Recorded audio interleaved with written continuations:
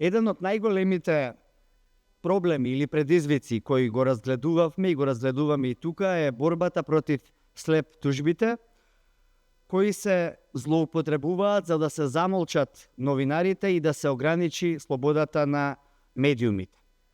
Пример за еден ваков случај е неодамнешната кривична пријава поднесена од владика на Македонската православна црква против новинар, нашиот колега Маријан Николовски, каде што се бара кривично гонење за ксенофобија, расизам и говор на омраза за јавно изразено мислење, за изречен збор за новинарски текст.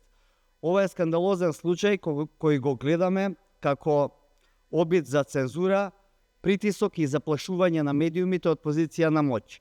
Очекуваме обвинителството да ја отфрли оваа кривична пријава, меѓу другото и поради тоа што владиката, доколку сметал дека е наклеветен, можел да тужи во граѓанска постапка, а не на овој начин да се обиде да се сокрие за државата или да го употреби системот на државата. Тоа е она од што најмногу стравуваме.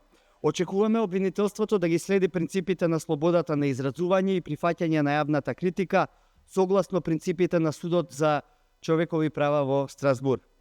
За да ги демотивираме, оние кои се обидуваат да им се заканат на новинарите преку слеп тужби, може да преземеме неколку клучни чекори. Прво, тоа се правни реформи и санкции. Значи, потребни се јасни правни механизми и реформи кои ќе ги санкционираат злоупотребувачите на судските системи со тужби, што имаат цел да ги замолчат новинарите. Второ, потребна е одговорност и доследно постапување од судиите и од обвинителите. Очекуваме правосудството да ја следи европската практика и да носи одлуки кои се во согласност со правото на слободата на изразување.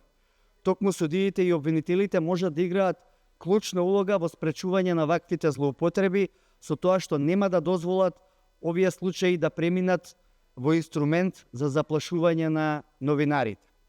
Трето, она што и од тука се обидуваме да го направиме, тоа е гласна, јавна осуда и подигнување на свеста за ваквите тужби.